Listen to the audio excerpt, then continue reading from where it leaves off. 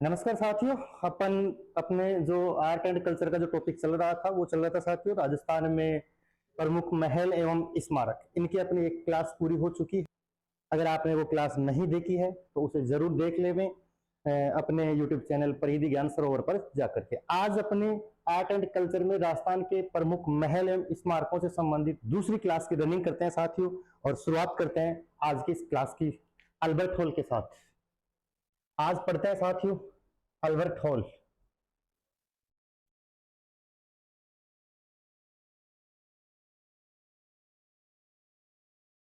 आप सभी को पता होगा अल्बर्ट हॉल कहाँ स्थित है? जयपुर में स्थित है। अल्बर्ट हॉल के निर्माण कार्य से जयपुर के दो शासक जुड़े हुए हैं साथियों। कौन कौन से? बात करें अल्बर्ट हॉल का निर्माण, निर्माण प्रारंभ किसने करवाया था? निर्माण प्रारंभ, यदि प्रश्न पूछा जाए अल्बर्ट हॉल का निर्माण कार्य किसने प्रारंभ करवाया था, तो आपको बताना है जयपुर के एक शासक थे सवाई राम सिंह द्वितीय। सवाई राम सिंह द्वितीय, इन्होंने अल्बर्ट हॉल का निर्माण कार्य प्रारंभ करवाया। यदि प्रश्न पूछ लिया जाए कि अल्बर्ट हॉल का निर्माण कार्य पूर्ण किसने करवाया था, तो आपको बताना है निर्माण कार्य पूर्ण किसने करवाया, तो बताना है माधो सिंह द्वितीय ने। माधो सिंह द्वितीय ने अल्बर्ट हॉल का जो निर्माण करवाया गया सवाई राम सिंह द्वितीय के द्वारा। ये एक राजकुमार थे इंग्लैंड के एक महारानी थी जिसका नाम था विक्टोरिया। विक्टोरिया विक्टोरिया के जो पुत्र थे उसका नाम था प्रिंस अल्बर्ट। प्रिंस अल्बर्ट, या इसी का एक नाम और मिलता है Prince of Wales. Prince of Wales, इसी का एक नाम और मिलता है एडवर्ड सप्तम। एडवर्ड सप्तम, ये इंपोर्टेंट। एक बार प्रिंस अल्बर्ट जयपुर आते हैं, कब? सवाई राम सिंह द्वितीय के काल में। इन्हीं के आगमन पर, प्रिंस अल्बर्ट के आगमन पर सवाई राम सिंह द्वितीय ने अल्बर्ट हॉल का निर्माण कार्य प्रारंभ करवाया था साथियों। ये थोड़ा ध्यान रखना है आपको, किसके आगमन पर इन्होंने अल्बर्ट हॉल का निर्माण कार्य प्रारंभ करवाया था, बताना है आपको। 6 फरवरी सन 1876 को इंग्लैंड के राजकुमार प्रिंस अल्बर्ट, प्रिंस अल्बर्ट या Prince of Wales, Prince of Wales, और प्रिंस ऑफ वेल्स आगे चल करके किस नाम से शासक बनेंगे इंग्लैंड के? एडवर्ड एडवर्ड सप्तम। सप्तम, एडवर्ड सप्तम के नाम से आगे चल करके इंग्लैंड के क्या बनेंगे? शासक बनेंगे साथियों। तो इसके आगमन पर अल्बर्ट हॉल का निर्माण कार्य प्रारंभ करवाया गया, किसके द्वारा? सवाई राम सिंह द्वितीय के द्वारा। ध्यान रहे इसी वर्ष 1876 में ही, इसी वर्ष राम सिंह द्वितीय ने, इसी वर्ष राम सिंह द्वितीय ने जयपुर को एक रूपता प्रदान करने के उद्देश्य से, जयपुर को समरूपता प्रदान करने के उद्देश्य से पूरे जयपुर शहर को गुलाबी रंग से रंगवा दिया था। ध्यान रहे, प्रश्न पूछा जाए जयपुर को गुलाबी रंग से किसने रंगवाया था? कौन से रंग से? गुलाबी रंग से। किसने रंगवाया था? राम सिंह द्वितीय ने। राम सिंह द्वितीय ने। कब? 1876 में। किसके आगमन पर? प्रिंस अल्बर्ट के आगमन पर। और इन्हीं के आगमन पर किसका निर्माण कार्य प्रारंभ करवाया गया? अल्बर्ट हॉल का निर्माण कार्य प्रारंभ करवाया गया। यदि प्रश्न पूछ लिया जाए जयपुर का वास्तविक रंग कौन सा है, तो आपको बताना है गेरुआ है। कौन सा है? गेरुआ। जयपुर का वास्तविक रंग कैसा है? गेरुआ। एक्चुअली में अगर इसकी बात की जाए गेरुआ रंग कैसा होता है, गेरुआ रंग जो गेहूं का रंग होता है वो गेरुआ रंग होता है, और उसी का समानार्थी शब्द लिया गया है गेरुआ। तो जयपुर का वास्तविक जो रंग है वो गेरुआ रंग है, जिसको अपन सामान्य बोलचाल में क्या बोलते हैं? गुलाबी रंग। तो गुलाबी रंग से जयपुर को रंगाने का आदेश किसने दिया था? सवाई राम सिंह द्वितीय ने दिया था 1876 में। किसके आगमन पर? प्रिंस अल्बर्ट के आगमन पर। आगे बात करते हैं, अल्बर्ट हॉल का निर्माण कार्य पूर्ण किसने करवाया था? माधो सिंह द्वितीय ने इसको पूर्ण करवाया था। कब करवाया? 1887 ईस्वी में अल्बर्ट हॉल का निर्माण कार्य पूर्ण हो गया था। इन्हीं के शासनकाल में, माधो सिंह के शासनकाल में अल्बर्ट हॉल का होता है उद्घाटन। प्रश्न पूछा जाए उद्घाटन कब हुआ? 1887 ईस्वी में हुआ। अल्बर्ट हॉल का उद्घाटन किया था एडवर्ड ब्रेडफोर्ड ने। एडवर्ड ब्रेडफोर्ड के द्वारा अल्बर्ट हॉल का उद्घाटन किया गया और इसी के साथ इसी वर्ष इसको एक संग्रहालय का रूप दे दिया गया। 1887 ईस्वी में ही अल्बर्ट हॉल को किसका रूप दे दिया गया? संग्रहालय का रूप दे दिया गया। ध्यान रहे ये राजस्थान का सबसे प्राचीनतम संग्रहालय है। नोट लगा के आप जरूर लिख लेंगे इसको। राजस्थान का प्रथम एवं सबसे प्राचीन संग्रहालय, यदि पूछा जाए प्राचीन संग्रहालय कौन सा है तो आपको बताना है अल्बर्ट हॉल। कहाँ स्थित है? जयपुर में स्थित है, रामनिवास बाग के पास में स्थित है। साथियों, इसी से जुड़ा हुआ एक प्रश्न और इंपॉर्टेंट है। यदि प्रश्न पूछा जाए कि अल्बर्ट हॉल का वास्तुकार कौन था? वास्तुकार तो बताना है स्टीवन जेकब। स्टीवन जेकब इसके क्या थे?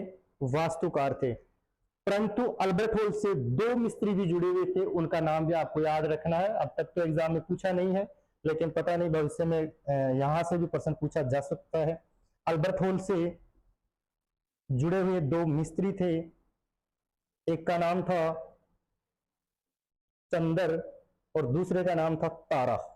चंदर और तारा नामक मिस्त्रियों का संबंध किस महल से है?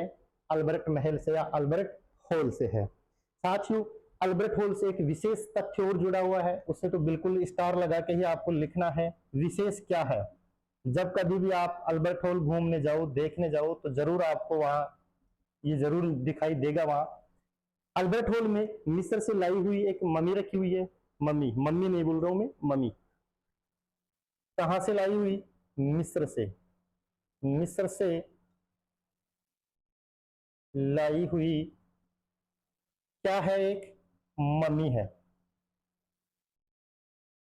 क्या नाम है मम्मी का? तूतू नाम है। कितने वर्ष पुरानी है? 2300 वर्ष पुरानी है ये। अब बात करते हैं मम्मी क्या है। थोड़ा सा ध्यान देना साथियों। मिस्र में जो मिस्र सभ्यता थी, मिस्र सभ्यता के जो लोग हैं वो पुनर्जन्म में विश्वास रखते हैं। किसमें विश्वास रखते हैं? पुनर्जन्म में विश्वास रखते हैं। मिस्र में जब किसी की डेथ हो जाती है तो वो शवों को ना तो जलाते हैं ना दफनाते हैं, अपितु उन शवों को वो एक विशेष पदार्थ का उनके ऊपर लेप करके, और जो पिरामिड बने हुए हैं वहां, कब्रिस्तान जिसको बोल सकते हो आप, पिरामिडों में उनको सुरक्षित रख देते हैं। उनकी ये मान्यता है कि ये जो डेड बॉडी है इसमें कभी भी आत्मा वापस प्रवेश कर सकती है, यानी उनका पुनर्जन्म हो सकता है। इस वजह से मिस्र के जो लोग हैं वो शवों को न दफनाते हैं और ना ही उनको जलाते हैं, वो उनको सुरक्षित रख लेते हैं विशेष पदार्थ का लेप लगाकर, ताकि डेड बॉडी से बदबू न आए कई वर्षों तक भी। तो ऐसी ही एक जो डेड बॉडी है वो अपने अल्बर्ट हॉल में रखी हुई है। कहाँ की है वो? मिस्र की है। मिस्र में शवों को क्या कहा जाता है? मम्मी कहा जाता है। इंपॉर्टेंट है। मिस्र में शवों को क्या बोलते हैं? मम्मी बोलते हैं। मिस्र में राजा को क्या बोलते हैं? फराहो बोलते हैं। फराहो। ध्यान रख के साथियों, मिस्र की जो सभ्यता थी वो नील नदी के किनारे विकसित हुई थी, और नील नदी दुनिया की सबसे बड़ी नदी है लंबाई के आधार पर। अफवाह दृष्टि से दुनिया की सबसे बड़ी नदी अमेजन नदी है, लेकिन लंबाई की दृष्टि से सबसे बड़ी नदी कौन सी है? नील नदी है। मिस्र को नील नदी का वरदान भी कहा जाता है। अपने को थोड़ी आगे की एक्स्ट्रा चीजें नहीं पढ़नी है, केवल अपने को इतना ही पढ़ना है कि मिस्र से लाई हुई एक मम्मी रखी हुई है। कहाँ रखी हुई है? अल्बर्ट हॉल में रखी हुई है। मम्मी का मतलब है एक शव है, महिला का शव है वो। उस महिला का नाम है तूतू नामक महिला है, और ये 2300 वर्ष पुरानी है। ठीक है साथियों, ये था अपना अल्बर्ट हॉल। आगे पढ़ते हैं अपन मुबारक महल के बारे में। मुबारक महल दो हैं, एक मुबारक महल जयपुर में है, एक मुबारक महल टोंक में है। दोनों को एक साथ पढ़ते हैं अपन। आगे है मुबारक महल। राजस्थान में दो मुबारक महल प्रसिद्ध है, दोनों को एक साथ ही पढ़ते हैं।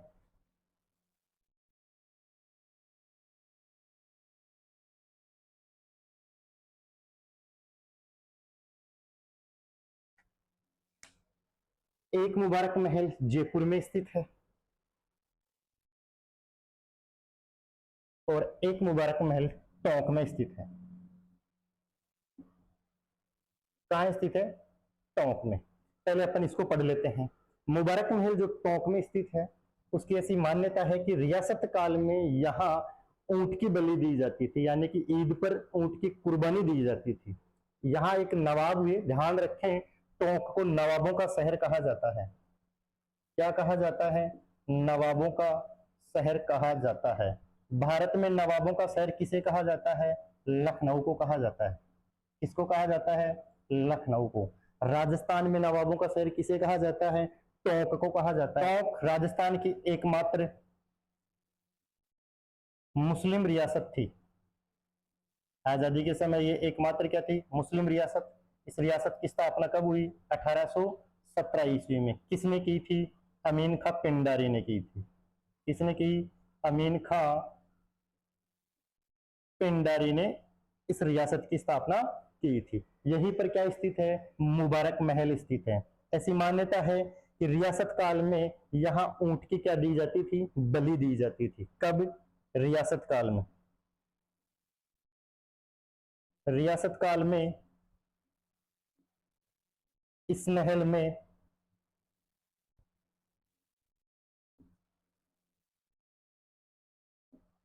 ऊंट की बलि दी जाती थी।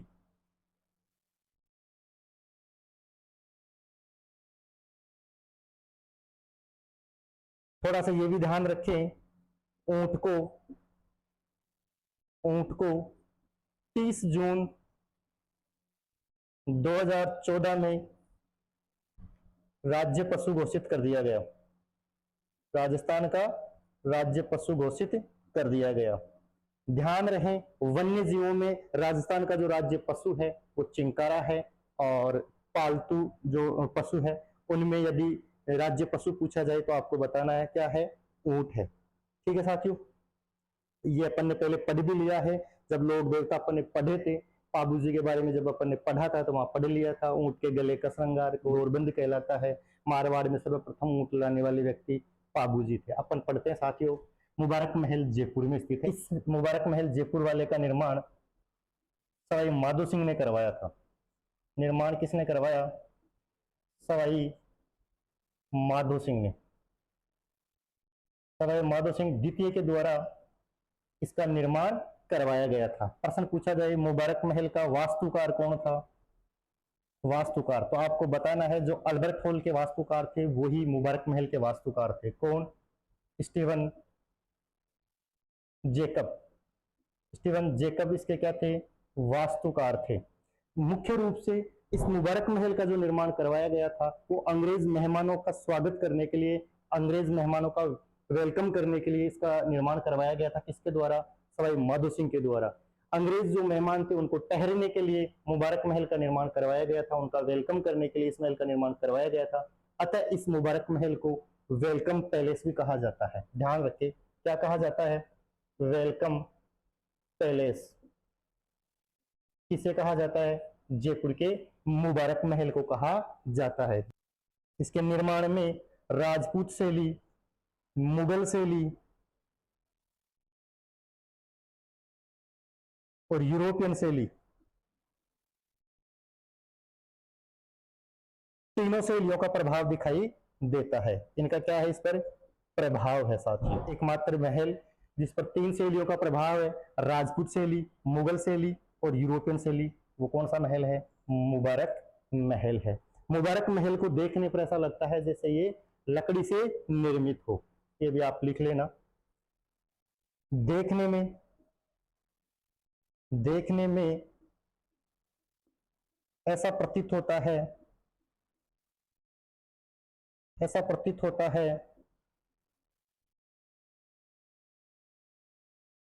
जैसे लकड़ी से निर्मित हो,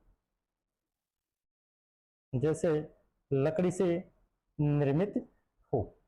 तो ये दो मुबारक महल प्रसिद्ध हैं। ये भी इंपॉर्टेंट आप ध्यान रखना, रियासत काल में ऊँट की बलि टोंक का जो मुबारक महल है इसमें दी जाती थी, और अंग्रेज मेहमानों को ठहरने के लिए इस मुबारक महल का निर्माण जयपुर में सवाई माधो सिंह के द्वारा करवाया गया था। आगे पढ़ते हैं, सिटी पैलेस चंद्र महल। नेक्स्ट है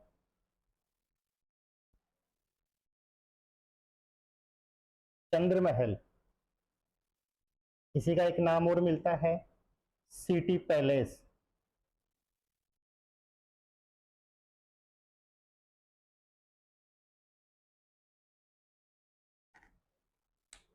चंद्र महल कहाँ स्थित है? जयपुर में स्थित है। ये भी कहाँ स्थित है? जयपुर में। मुख्य मुख्य बातें याद रखनी है अपने को। चंद्र महल का जो निर्माण करवाया गया वो करवाया गया था सवाई जयसिंह के द्वारा। निर्माण, चंद्र महल का निर्माण किसके द्वारा करवाया गया था?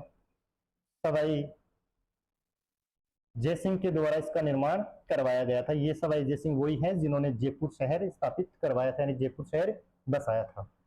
चंद्र महल का निर्माण 1729 से 1732 ईस्वी के बीच में इसका निर्माण कार्य करवाया गया। किसके द्वारा? सवाई जयसिंह के द्वारा करवाया गया। कहाँ करवाया गया? जयपुर में करवाया गया। प्रश्न पूछा जाए, चंद्र महल के वास्तुकार कौन थे? वास्तुकार विद्याधर भट्टाचार्य जी थे। विद्याधर भट्टाचार्य चंद्र महल के क्या थे? वास्तुकार थे। ये जो चंद्र महल है ये वर्तमान में जयपुर के राज परिवार का निवास स्थान है। क्या है? जयपुर के राज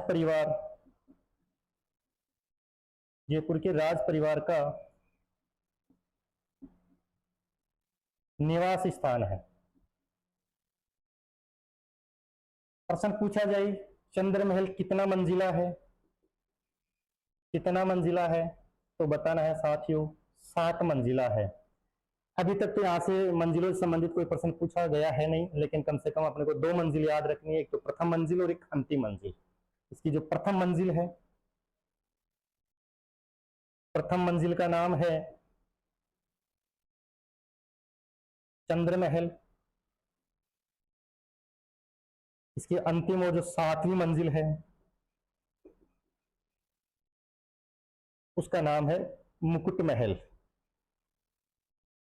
साथियों प्रश्न पूछा जाए कि चंद्र महल में साज सज्जा का कार्य किसके द्वारा करवाया गया था?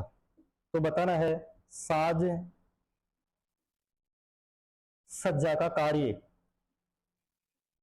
साज सज्जा का कार्य मानसिंह के काल में करवाया गया था। जर्मनी के एक व्यक्ति थे A.H. मुलर। कहाँ के थे ये? जर्मनी के।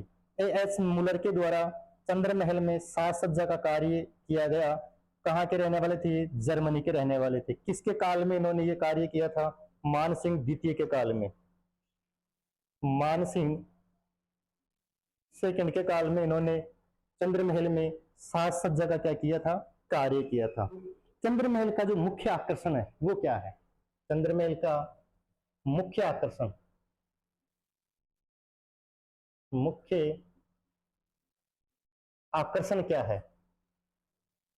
चांदी से निर्मित विश्व के 2 बड़े जलपात्र कहाँ रखे हुए हैं? चंद्र महल में रखे हुए हैं, सिटी पैलेस में रखे हुए हैं। ध्यान रहे, चांदी से निर्मित विश्व के 2 बड़े जलपात्र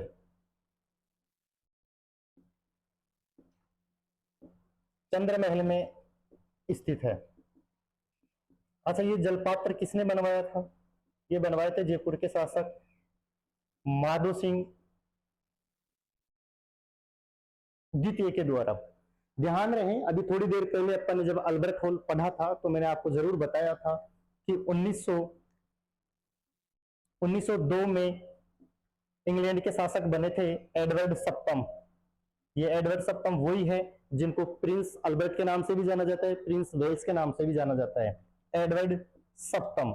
जब एडवर्ड सप्तम का राज्याभिषेक हुआ 1902 में, तो अपने जयपुर के शासक उस समय थे सवाई माधो सिंह। कौन थे? सवाई माधो सिंह। माधो सिंह को भी निमंत्रण भेजा गया इनके राज्य अभिषेक में शामिल होने के लिए। तो माधो सिंह भी यहाँ से कहाँ गए थे? इंग्लैंड गए थे। जब माधो सिंह जयपुर से इंग्लैंड गए, समुद्री मार्ग से इनको जाना था, तो इन्होंने सोचा कि रास्ते में पानी पीने के लिए तो फिर चाहिएगा ही। तो इन्होंने क्या किया कि चांदी के 2 बड़े पात्र बनवाए और उनमें गंगा जल भरवा करके अपने साथ लेके गए थे। कौन? माधो सिंह द्वितीय। किसके राज्याभिषेक में गए थे? 1902 में एडवर्ड सप्तम के राज्याभिषेक में, राज्याभिषेक में गए। तब इन्होंने गंगा जल यहाँ इसमें इनमें भर करके लेके गए थे। बाद में इनको वापस ला करके कहाँ रख दिया गया? चंद्रमहल में रख दिया गया, सिटी पैलेस में रख दिया गया। ठीक है साथियों, ये आप थोड़ा सा ध्यान रखें। चंद्रमहल के 3 प्रवेश द्वार हैं। प्रश्न पूछा जाए कितने प्रवेश द्वार हैं?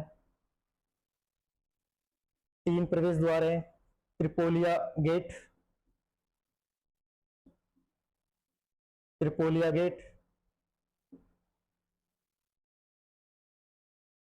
उदयपोल, वीरेंद्रपोल। उदयपोल, वीरेंद्रपोल और त्रिपोलिया गेट, ये 3 प्रवेश द्वार है किसके? चंद्रमहल के। एक टॉपिक आप जरूर लिखे चंद्रमहल से जुड़ा हुआ है। एक संत थे जिनका नाम था संत चरणदास जी। संत चरणदास जी। संत चरणदास जी ने इसी चंद्रमहल में बैठ करके ये भविष्यवाणी की थी। काफी समय पहले भविष्यवाणी कर दी थी। सवाई जयसिंह के काल में ये भविष्यवाणी कर दी थी कि भारत पर कभी भी नादिर शाह आक्रमण कर सकते हैं। नादिर शाह क्या कर सकते हैं? आक्रमण कर सकते हैं। नादिर शाह ईरान के थे। नादिर शाह को ईरान का नेपोलियन कहा जाता है। और साथियों ऐसा आगे चल करके 1739 के अंदर नादिर शाह ने दिल्ली पर अटैक भी किया था। वहां से वो विश्व प्रसिद्ध कोहिनूर हीरे को अपने साथ ईरान ले गए थे। शाहजहां के द्वारा निर्मित जो तख्ते ताउस था, मयूर सिंहासन था, उसको भी वो अपने साथ ईरान ले गया। संत चरणदास जी ने चंद्रमहल में ही बैठकर, चंद्रमहल में ही नादिर शाह के आक्रमण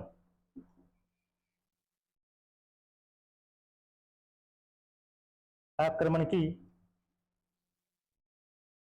भविष्यवाणी की थी। और बाद में चल करके नादिर शाह ने भारत पर आक्रमण भी किया। कब? 1739 में। जब नादिर शाह ने 1739 में दिल्ली पर अटैक किया, यानी दिल्ली पर आक्रमण किया, तो उस समय एक मुगल बादशाह थे महमूद शाह। उनके काल में नादिर शाह ने दिल्ली पर आक्रमण किया था। काफी कत्लेआम भी किया था इन्होंने। नादिर शाह को ईरान का नेपोलियन भी कहा जाता है। आप थोड़ा सा ये ध्यान रखिए साथियों, जो संत चरणदास जी हैं, ये इनकी 2 शिष्याएं थी, 2 महिला शिष्याएं थी। यहाँ से प्रश्न पूछा जा चुका है एग्जाम में, इसलिए आप थोड़ा सा ध्यान रखिए। वैसे तो अपन राजस्थान के प्रमुख लोक संत पढ़ेंगे, पुरुष संत और महिला संत, तो वहां मैं जरूर लिखवाऊंगा आपको, लेकिन आप यहाँ थोड़ा सा नोट करके जरूर लिख लें। संत चरणदास जी की 2 महिला शिष्याएं थी। एक का नाम तो था सहजोबाई, सहजोबाई। एक का नाम था दयाबाई, सहजोबाई, दयाबाई। सहजोबाई का प्रश्न पूछा जा चुका है। राजस्थान की प्रथम महिला संत कौन थी? सहजोबाई। ध्यान रखें, राजस्थान की प्रथम महिला संत कौन थी? सहजोबाई थी। ठीक है।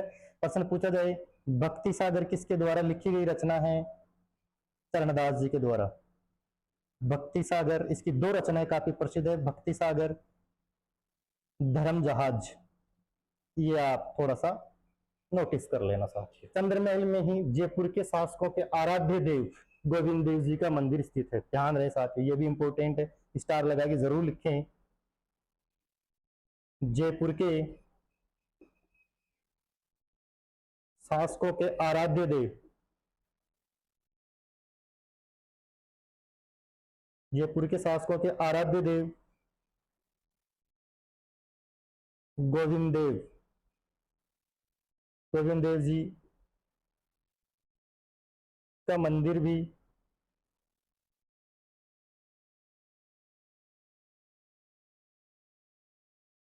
चंद्रमहल में स्थित है।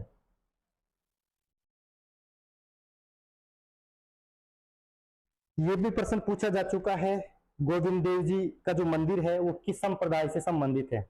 गोविंद देव जी का मंदिर किस संप्रदाय से संबंधित है? यदि संप्रदाय का नाम पूछा जाए तो आपको बताना है गौड़ीय संप्रदाय से संबंधित है। गौड़ीय संप्रदाय से संबंधित है। वैसे तो गौड़ीय संप्रदाय के संस्थापक तो चैतन्य महाप्रभु थे। ये ऐसा संप्रदाय है जिसमें कृष्ण जी के साथ किसकी पूजा की जाती है? राधा की पूजा की जाती है, और उसकी पूजा भी उनकी अर्धांगिनी मान करके उनकी पूजा की जाती है। तो गोविंद देव जी का मंदिर कहाँ स्थित है? चंद्र महल या सिटी पैलेस में गोविंद देव जी का मंदिर स्थित है। बात करें चंद्र महल या सिटी पैलेस में अन्य और कौन सी इमारतें स्थित है? अन्य महल कौन कौन से हैं? नंबर 1 मुबारक महल, अभी थोड़ी देर पहले पढ़ा था अपन ने। मुबारक महल भी कहाँ स्थित है? सिटी पैलेस में स्थित है। सिलय खाना, इसको बोलते हैं शास्त्रागार। शास्त्रागार। इसके अलावा एक इमारत और स्थित है यहाँ पर, मान सिंह द्वितीय का संग्रहालय। मान सिंह सेकंड संग्रहालय, ये कब स्थापित हुआ? 1959 ईस्वी में। ये प्रमुख इमारतें कहाँ स्थित है? ये स्थित है सिटी पैलेस में स्थित है। ध्यान रहे चंद्रमहल को अंग्रेजी में क्या कहा जाता है? सिटी पैलेस कहा जाता है। कहाँ स्थित है? जयपुर में स्थित है। निर्माण किसने करवाया था? सवाई जय सिंह ने इसका निर्माण करवाया था। वास्तुकार कौन थे इसके? विद्याधर भट्टाचार्य जी इनके क्या थे? वास्तुकार थे। जयपुर के राज परिवार का क्या है? ये निवास स्थान है। प्रश्न पूछा जाए चंद्रमहल में साज सज्जा का कार्य किसने किया था, तो आपको बताना है एएस मूलर ने किया था। एएस मूलर मूल रूप से कहाँ के थे? जर्मनी के थे। किसके शासनकाल में किया? मानसिंह द्वितीय के शासनकाल में किया। चंद्रमहल कितना मंजिला है? 7 मंजिला है। 2 मंजिल कम से कम याद रखनी है। चंद्रमहल प्रथम मंजिल है और मुकुट महल अंतिम मंजिल है। जयपुर के शासकों के जो आराध्य देव है गोविंद देव जी, गोविंद देव जी का जो मंदिर है वो भी चंद्रमहलों में स्थित है। और चंद्रमहल में स्थित गोविंद देव जी का जो मंदिर है वो किस संप्रदाय से संबंधित है? गौड़ीय संप्रदाय से संबंधित है। गौड़ीय संप्रदाय के संस्थापक चैतन्य महाप्रभु थे, ये भी आप थोड़े से ध्यान रखना। चंद्रमहलों का जो मुख्य आकर्षण है वो क्या है? चांदी के 2 बड़े जलपात्र जो विश्व में सबसे बड़े हैं ये, और इनका निर्माण किसने करवाया था? माधो सिंह ने करवाया था। जब ये इंग्लैंड गए थे तो इनमें ये क्या भर के लेके गए थे? गंगा जल भर के लेके गए थे। वर्तमान में अगर आपको देखना है तो जरूर आप चंद्रमहल जाइएगा, वहां आपको आज भी ये मिलेंगे, चांदी के 2 बड़े पात्र, जल पात्र है। इसके अलावा संत चरणदास जी ने इन्हीं चंद्रमहल में बैठकर सवाई जय सिंह के सामने ये भविष्यवाणी की थी। जहां तक मुझे पता है शायद 1724 ईस्वी के आसपास की ये बातें हैं। तो उस समय चरणदास जी ने ये भविष्यवाणी की थी कि भारत पर ईरान के शासक नादिर शाह कभी भी आक्रमण कर सकते हैं। और 1739 में नादिर शाह ने दिल्ली पर अटैक किया। उस समय दिल्ली के शासक मुगल बादशाह थे, महमूद शाह थे, और नादिर शाह ने भारत पर आक्रमण करने के बाद में काफी लूटपाट मचाई, और यहाँ से वो जाते समय विश्व प्रसिद्ध कोहिनूर हीरे और शाहजहां द्वारा निर्मित तख्ते ताउस यानी मयूर सिंहासन को अपने साथ ही ले गया। कौन? नादिर शाह। नादिर शाह को क्या कहा जाता है? इसको ईरान का नेपोलियन भी कहा जाता है। संत चरणदास जी की 2 महिला शिष्याएं थी, एक का नाम सहजोबाई, दूसरे का नाम दयाबाई। सहजोबाई राजस्थान की प्रथम महिला संत थी। ध्यान रखें चरणदास जी ने अपने जो संप्रदाय था चरणदासी संप्रदाय, उसमें जो नियमों की संख्या निर्धारित की थी वो संख्या थी 42। ये ध्यान रखें 42 नियम किस संप्रदाय के हैं? चरणदास जी के। जिस प्रकार विष्णु संप्रदाय के 29 नियम है 20 + 9, ऐसे ही चरणदासी संप्रदाय के कुल कितने नियम है? 42 नियम। ठीक है साथियों, आगे पढ़ते हैं साथियों डीग के महल। आगे है डीग के महल।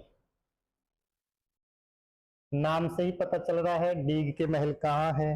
डीग में स्थित है। पहले डीग भरतपुर का ही एक भाग हुआ करता था, बाद में जब ये नए जिले बनाए गए तब डीग को भी नया जिला बना दिया गया। डीग के महल कहाँ स्थित है? डीग में स्थित है।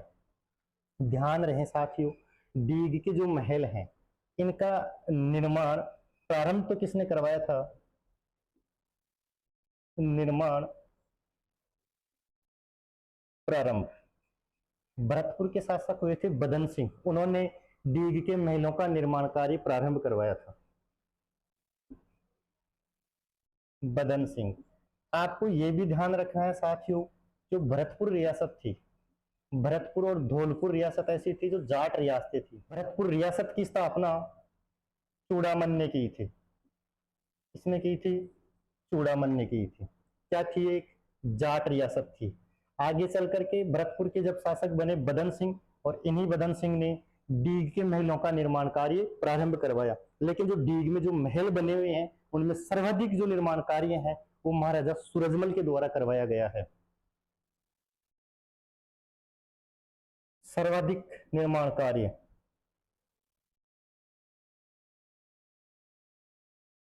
सर्वाधिक निर्माण कार्य किसके द्वारा करवाया गया है? महाराजा सूरजमल के द्वारा। कब करवाया गया? इनका शासनकाल है 1755 से 1763 के बीच इनका शासनकाल है, और अपने शासनकाल के दौरान ही इन्होंने डीग के महलों का निर्माण कार्य करवाया था। कक्षा 10 में किताब चलती है, कक्षा 10 की राजस्थान का इतिहास एवं कला संस्कृति, राजस्थान के इतिहास एवं कला संस्कृति पुस्तक कक्षा 10 में ये कहा गया है कि जो डीग के महल है उनका निर्माण किसने करवाया है? महाराजा सूरजमल ने। इसलिए अगर दोनों ऑप्शन भी आए तो अपने को किस पर जाना है? सूरजमल वाले ऑप्शन पर जाना है। ये आप सबको ध्यान रखना है। कक्षा 10 की जो पुस्तक है वो भी यही कहती है कि डीग के महलों का निर्माण कार्य किनके द्वारा करवाया गया? सूरजमल के द्वारा इनके महलों का निर्माण करवाया गया।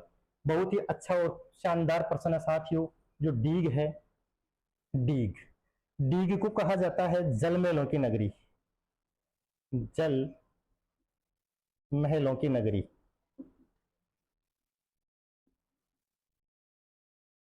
डीग को एक नाम से और जाना जाता है फव्वारों की नगरी। फव्वारों की नगरी किसे कहा जाता है? डीग को कहा जाता है। डीग में प्रमुख रूप से मुख्य महल कौन कौन से हैं? प्रमुख महल कौन कौन से हैं?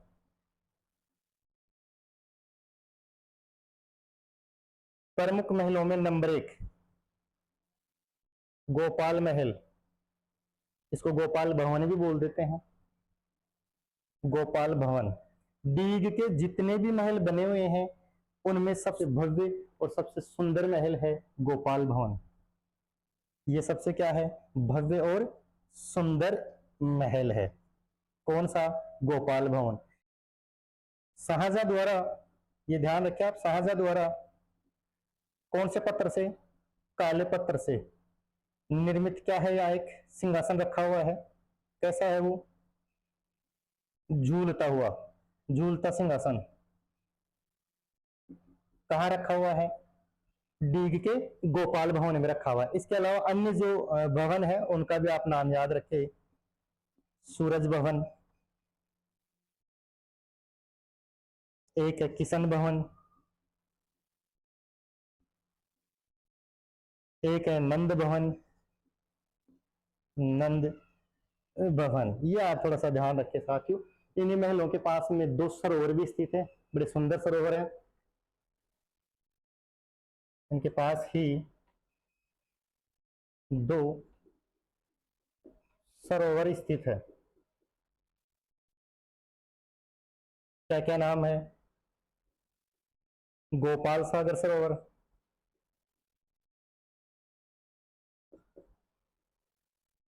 एक का नाम है स्वरूप सागर सरोवर।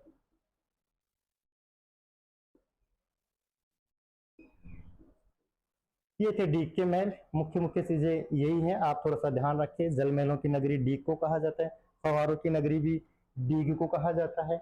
डीग के महलों का निर्माण कार्य बदन सिंह ने प्रारंभ करवाया था, लेकिन अधिकांश जो निर्माण कार्य है वो महाराजा सूरजमल के शासनकाल में करवाया गया था। सूरजमल को जाटों का प्लेटो कहा जाता है। जाटों का प्लेटो, या फिर इनको जाटों का अफलातून कहा जाता है। आगे साथियों 2 महल फिर एक साथ पढ़ते हैं अपन। बादल महल। एक बादल महल है जयपुर में, नाम याद रखें। ज्यादातर ये पूछा जा सकता है बादल महल कहाँ स्थित है, और एक बादल महल है साथियों जैसलमेर में। एक तो कहाँ है जयपुर में, एक कहाँ है जैसलमेर में स्थित है। अच्छा, इसमें जो मोस्ट है वो है जैसलमेर वाला। ये ताजिया टावर के लिए प्रसिद्ध है। ताजिया टावर के लिए क्या है ये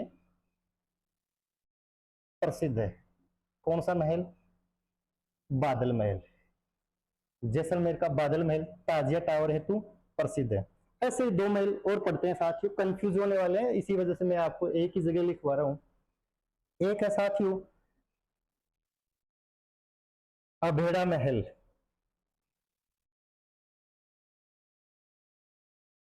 एक है बनेड़ा महल। अभेड़ा महल, एक है बनेड़ा महल। याद रखें बनेड़ा महल है भीलवाड़ा में। कहाँ स्थित है? भीलवाड़ा में। जबकि प्रश्न पूछा जाए अभेड़ा महल कहाँ स्थित है, तब बताना है कोटा में। कहाँ स्थित है? कोटा में। ये जो कोटा का अभेड़ा महल है इसे हाड़ौती का हवा महल कहा जाता है। क्या कहा जाता है? हाड़ौती का हवा महल। ऐसे दो महल और पढ़ते हैं साथियों, वो भी कंफ्यूज करने वाली ही हैं। एक है राजमहल। राजमहल कहाँ है? ये है उदयपुर में। एक और है, उनका नाम भी है राजमहल ही। ये राजमहल स्थित है टोंक में। पहले टोंक वाले को पढ़ लेते हैं। टोंक में जो राजमहल है वो कौन सी नदी के किनारे स्थित है? बनास नदी के किनारे स्थित है। साथियों आपको ये भी पता होगा राजमहल टोंक में देवली के निकट पड़ता है। राजमहल टोंक में त्रिवेणी संगम भी स्थित है। बनास में यहाँ दो नदियां आकर के मिलती हैं, एक नदी का नाम है खारी और एक नदी का नाम है डाई। डाई खारी नदियों का संगम राजमहल नामक स्थान टोंक में होता है। बनास नदी में इनका विलय होता है। यहीं पर एक क्या बना हुआ है? त्रिवेणी संगम। और इसी त्रिवेणी संगम पर क्या बना हुआ है? राजमहल नाम का एक महल बना हुआ है। आगे राजमहल कहाँ है? एक उदयपुर में स्थित है। इस राजमहल का निर्माण किसने करवाया था? महाराजा उदय सिंह ने। निर्माण उदय सिंह के द्वारा करवाया गया था। कहाँ करवाया गया? उदयपुर में करवाया गया, पिछोला झील के किनारे। पिछोला झील के किनारे इसका निर्माण करवाया गया। सबसे इंपॉर्टेंट यही है इनमें कि जो महाराणा प्रताप हैं, यानी उनके पिताजी कौन थे? उदय सिंह। उदय सिंह के बेटे कौन थे? महाराणा प्रताप। महाराणा प्रताप का जो भाला है वो भाला कहाँ रखा हुआ है? राजमहल उदयपुर में। यहाँ महाराणा प्रताप का भाला रखा हुआ है। भाला रखा हुआ है। ध्यान रहे साथियों, इसको आप स्टार लगा के जरूर लिखें। एक व्यक्ति आए जिनका नाम था फर्ग्यूसन। इस फर्ग्यूसन ने इन राजमहलों की तुलना लंदन के विंडसर महलों से की है। फर्ग्यूसन ने इन राजमहलों की तुलना